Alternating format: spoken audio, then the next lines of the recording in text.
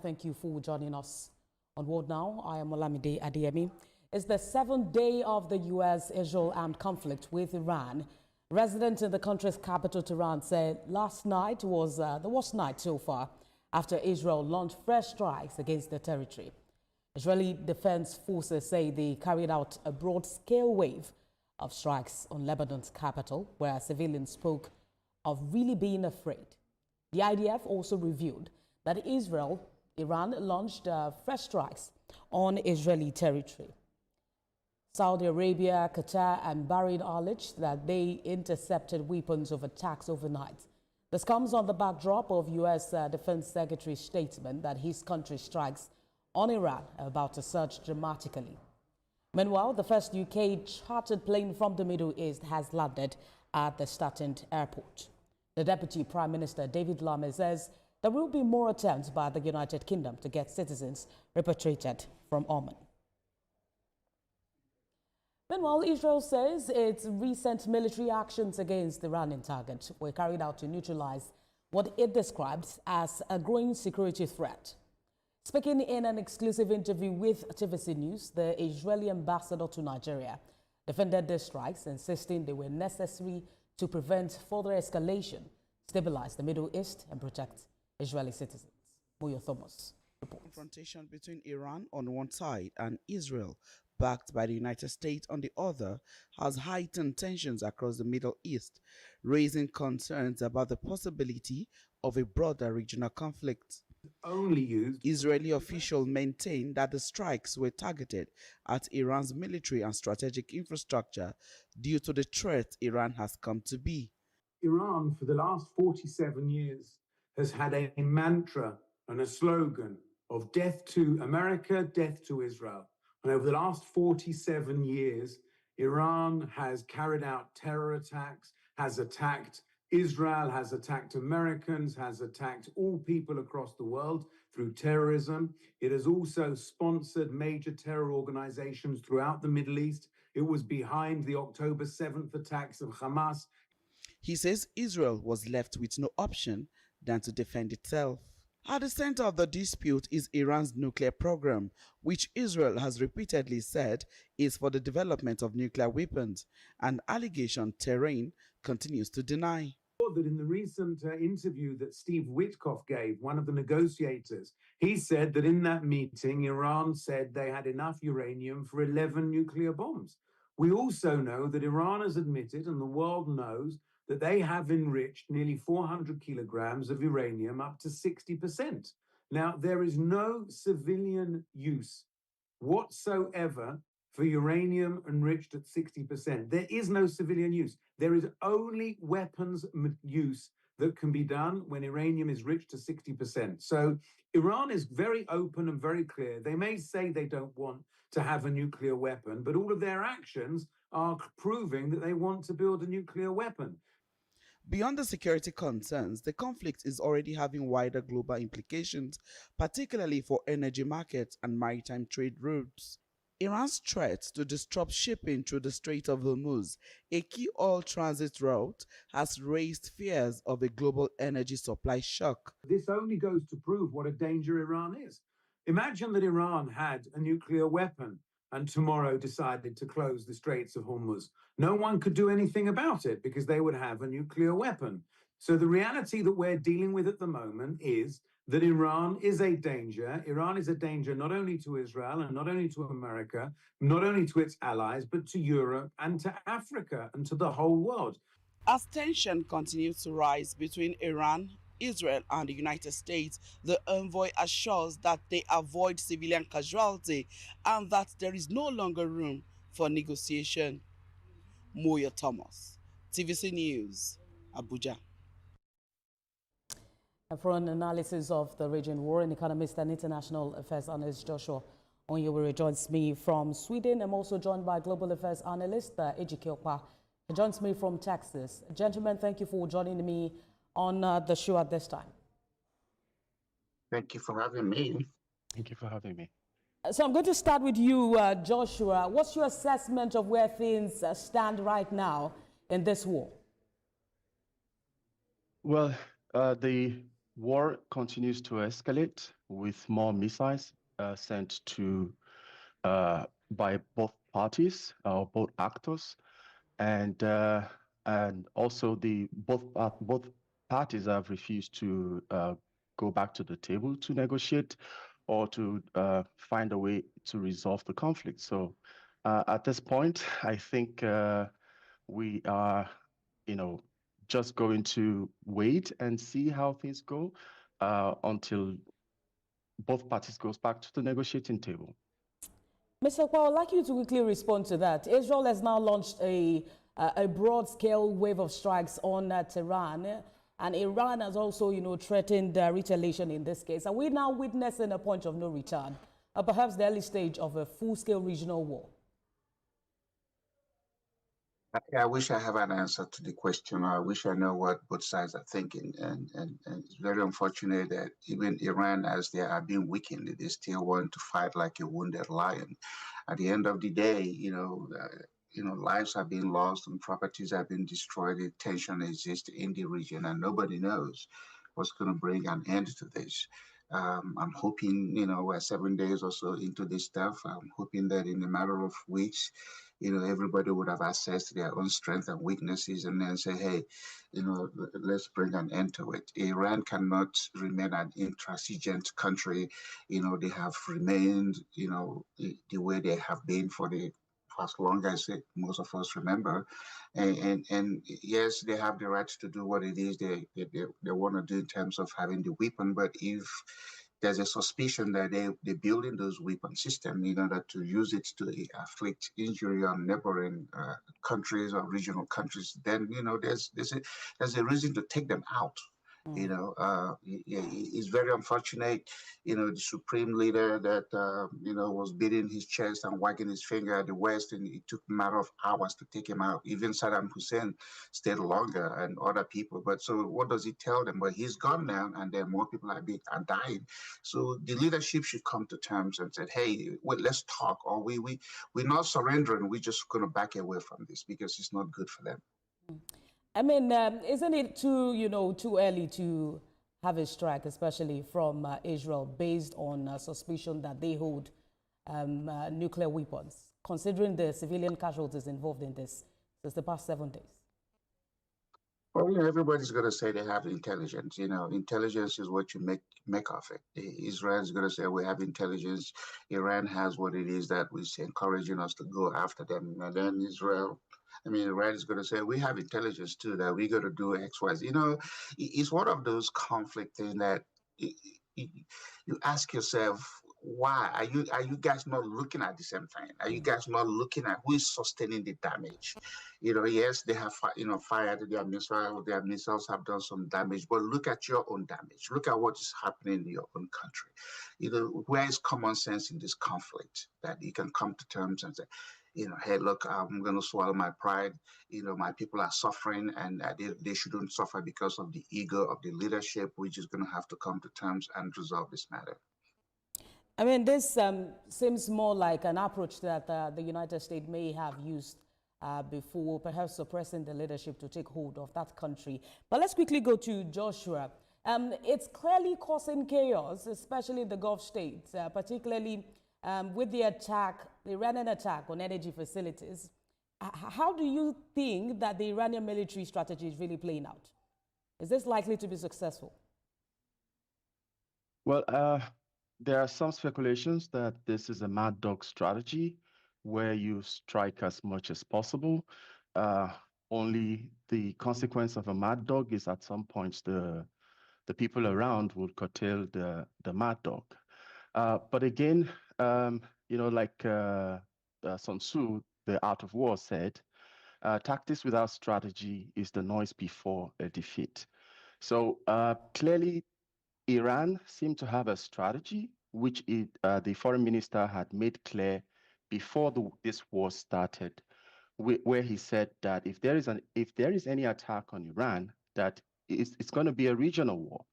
And I think this seemed to be the strategy where Iran is attacking all military, including civilian residents across the GCC perhaps with an intention to drag the countries within the region into the war.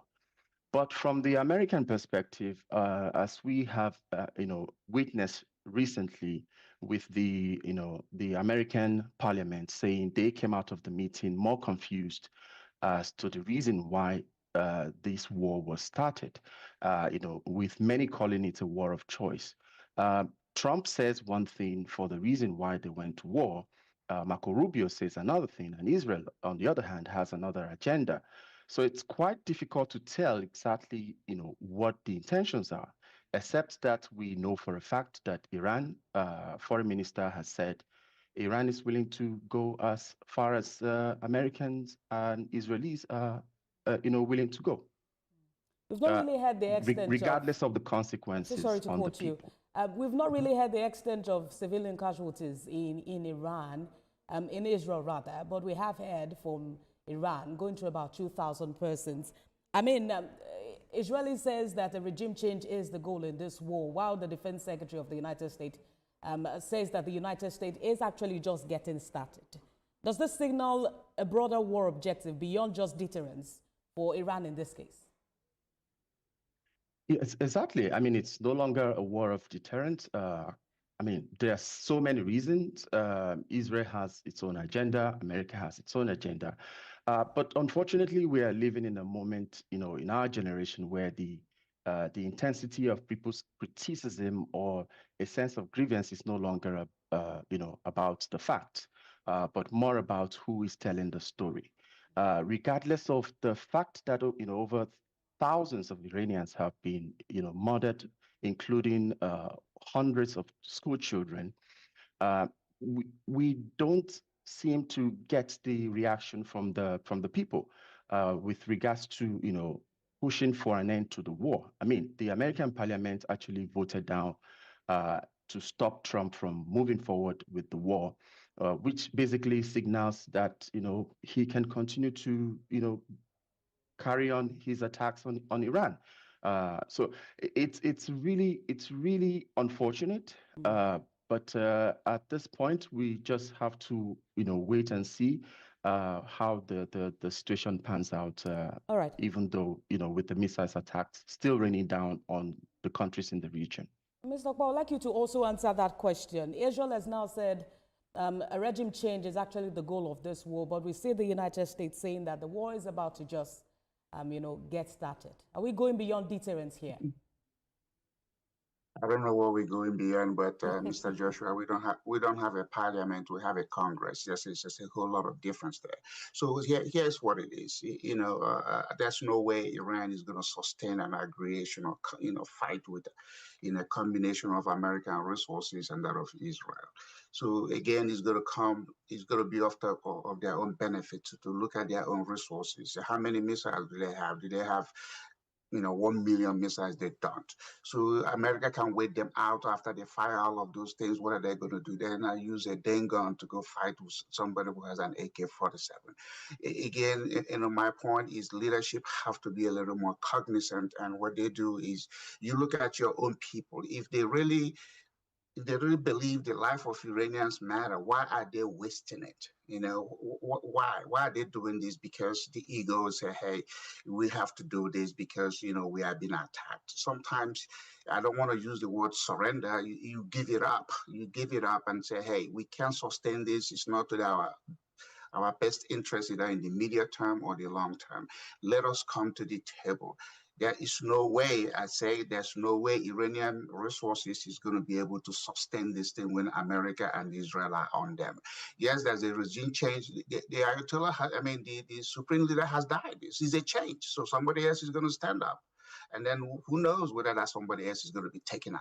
So whether it's, hey, we want Iranians to come to terms about their own leadership and be a more responsive country, it's up to them. But yes, there's a regime change because in a matter of hours, we found out the supreme leader wasn't actually supreme. He was taken out like a dog, for the pictures that have been out there. So let's look ahead. Iran cannot hold the world to ransom. Their oil supply, attacking the oil resources there. If their own regional members may even face them. and start attacking them if they attack them. They haven't inflicted any damages to give a big concern, but we are worried that this shouldn't go So, as but long I as think it's there is an going extent to what a nation can actually give up. This now reminds us of how the Ukraine war actually started. Perhaps the Ayatollah is in this kind of situation at this time. We also want to, focus on how, this has really impacted the prices of fuel across the world, economic prices, and also, finances across the world. But before we do that, let's quickly go on a short break, gentlemen. You're still watching The World Now. We'll take a short break and return for this conversation. Stay with us. Thank you for staying with us on World Now. We're still continuing the conversation on the Israel-Iran war. We still have with us Joshua and also Ejike Okwa. Gentlemen, thank you for staying with us through this conversation. Joshua, with the conflict now spilling into Beirut and perhaps strikes now targeting places like Hezbollah, how likely is it that, we're going to see proxies on multiple new fronts in the coming days? That's more like a guarantee that we're going to see that, especially knowing that Iran has been the major sponsor or funder, source of funding for the proxy militias around the region. But I want to point out something that Machiavelli said. He said, once wars begin when you will, but they do not end when you please. And the reason I'm raising this point is to buttress what one political analyst once said, Robert Page, where he said that there seemed to be an illusion of winning by the Americans and the Israelis with the missiles that they're raining down on Iranians. But this he called an escalation trap.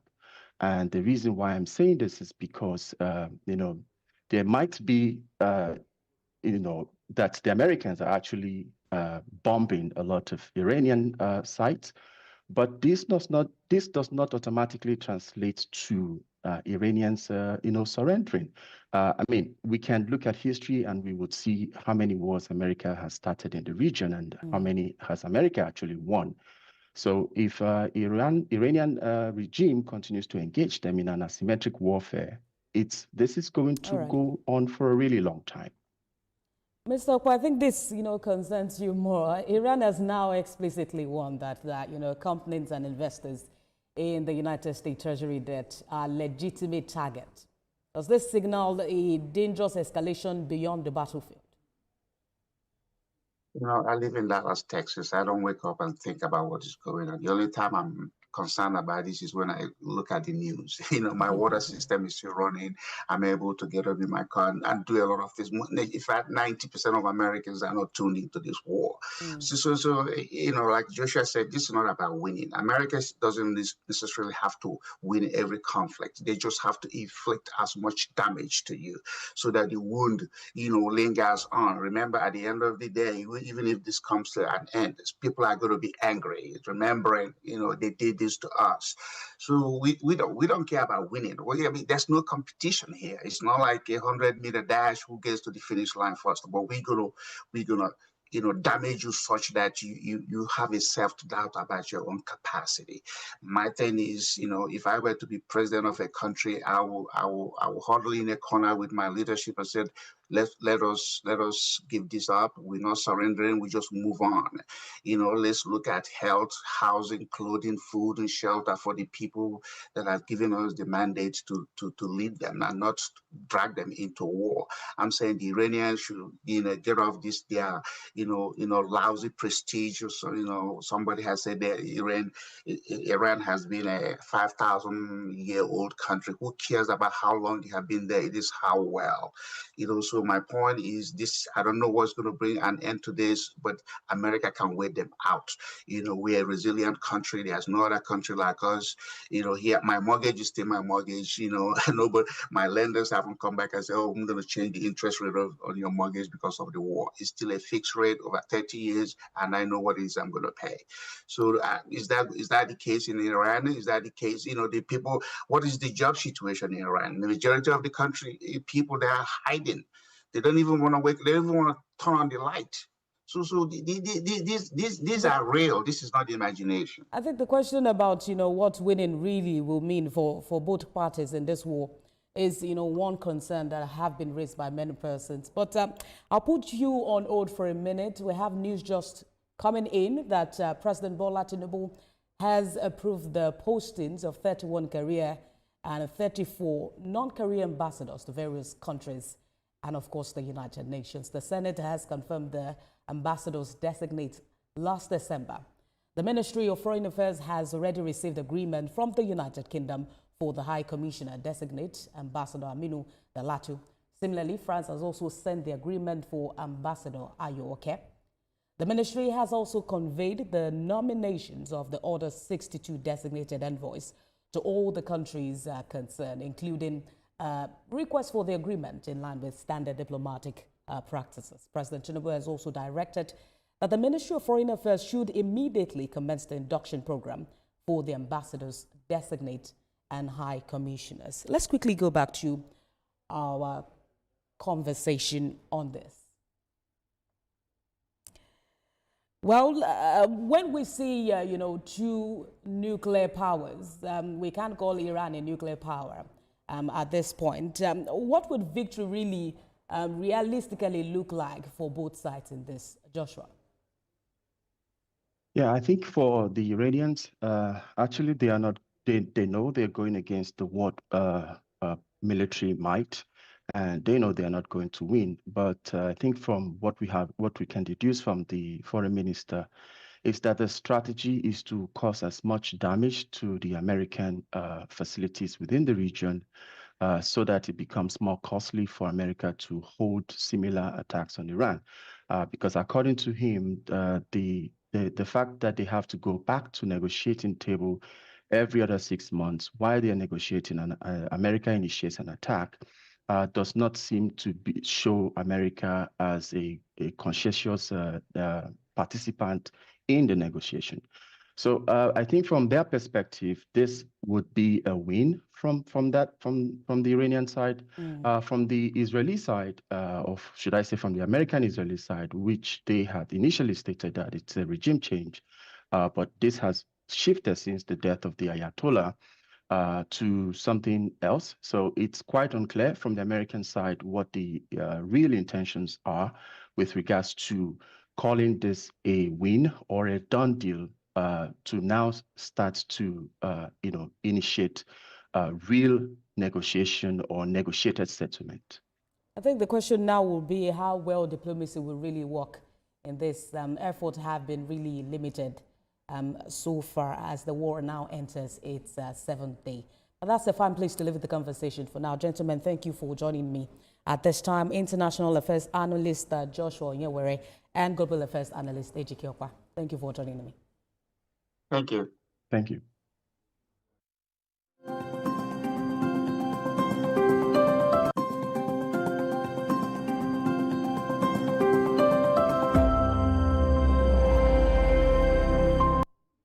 And that's our conversation today. And more now, for more updates on the stories we're monitoring, you can visit our website on www.tvcnews.tv. You can also follow us on our social media handles, Facebook, Instagram, and on X at TVC News. And on YouTube, we are live at TVC News Nigeria.